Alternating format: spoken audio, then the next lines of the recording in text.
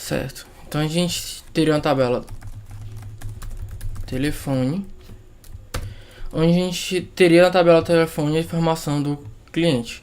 Então, aqui era o ID do cliente, que no caso seria a chave estrangeira que comunica, telefone, pode ser um vachar, certo?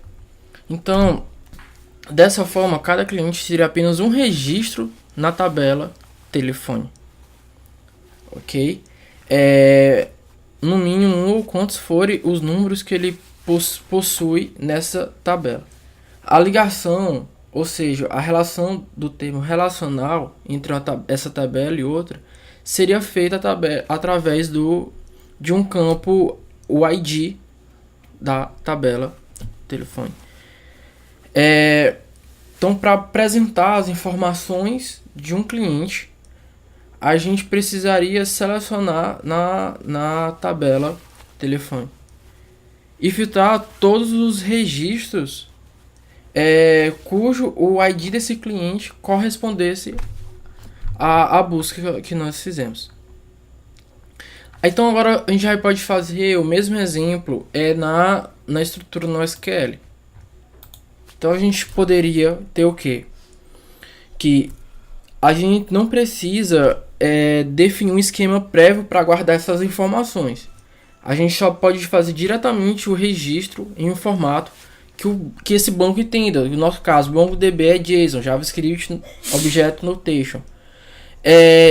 Então, a gente poderia fazer só o seguinte.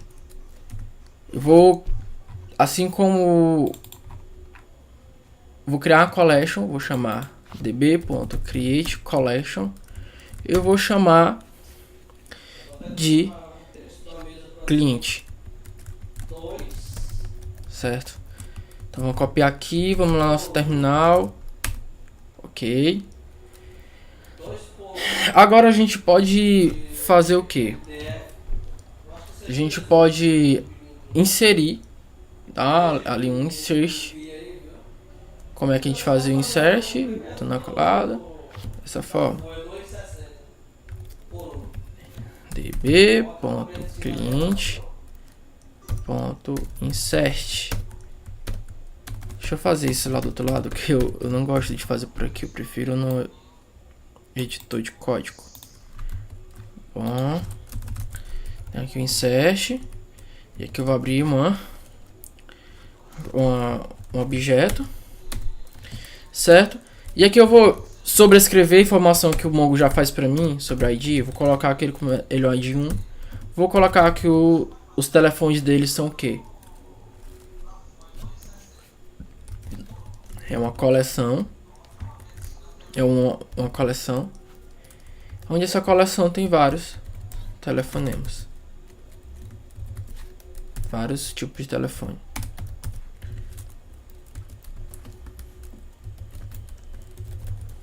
Certo? Aqui é nosso exemplo. Então, já coloquei, né, aqui na nossa collection que é o correspondente à tabela lá no nosso banco de dados relacionais. Então, para acessar essa informação, basta que a gente localizasse o ID do cliente e a gente já teria informação, toda a informação daquele cliente, sem necessidade de acessar outra entidade do banco ou criar um filtro para isso.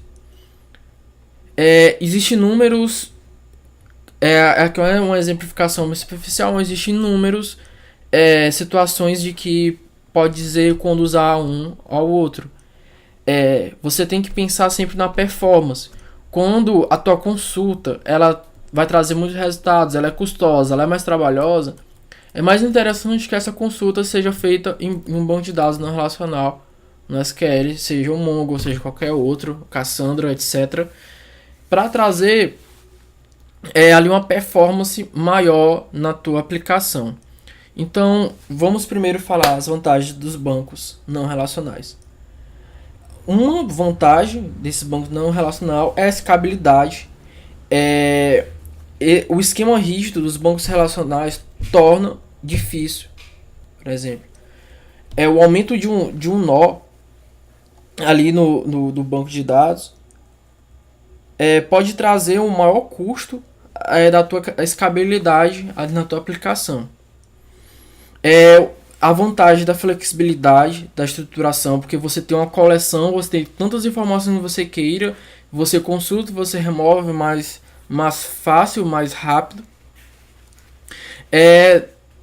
Então outra vantagem pode ser também é que você não define, vamos dizer, tipo nos atributos que você tem na sua coleção. Como a gente aprendeu aqui em JSON, a gente só precisa entender como é que o JavaScript se comporta com os tipos, e a gente já sabe que as nossas chaves vão conter esse tipo, então já é menos escrita. Você não precisa botar que o ID é um inteiro, você não precisa falar que o phone é um array.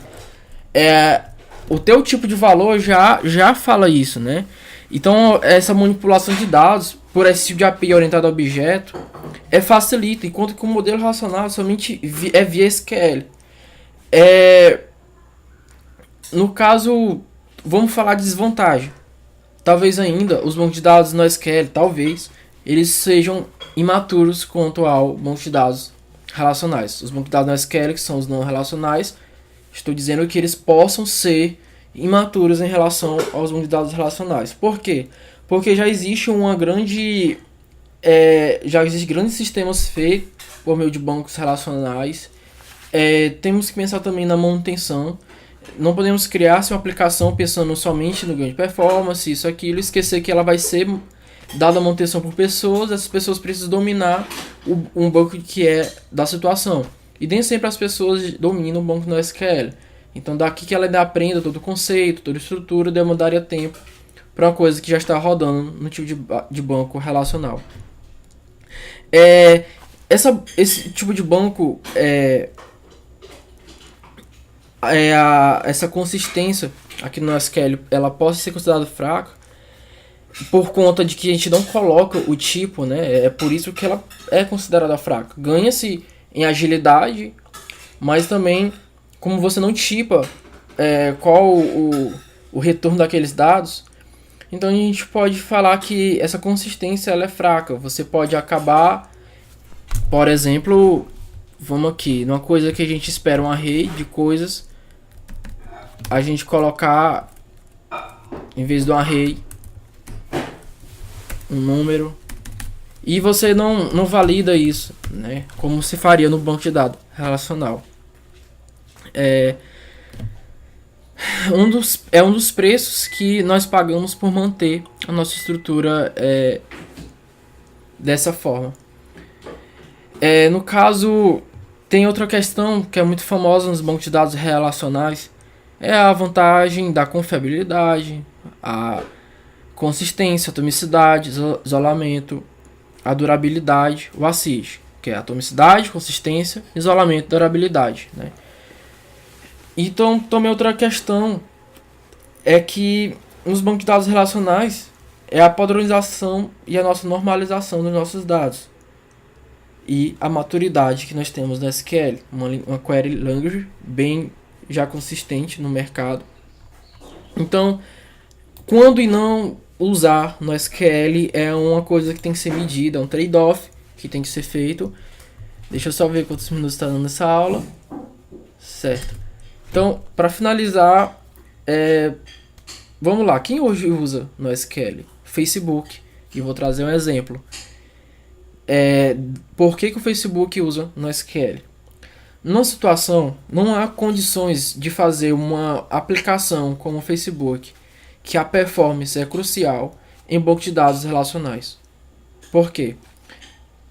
O tempo da performance, a performance das consultas que seriam feitas numa tabela de linha do tempo, por exemplo, que junta várias informações para trazer ali para o usuário final, que é a linha do tempo com várias informações de consultas, se fazesse isso em banco de dados relacionais, o custo era alto, o tempo era alto, o processo de retorno ia demorar e isso ia prejudicar a performance da aplicação.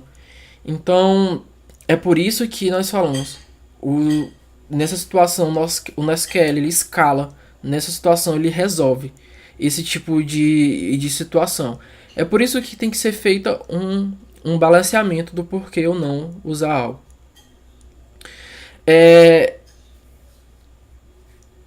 No caso, não só o Facebook usa, como o LinkedIn também é uma rede social, usa. A Google também usa. Então, não se preocupe, não vai existir o fim do SQL, tá? Isso é mentira.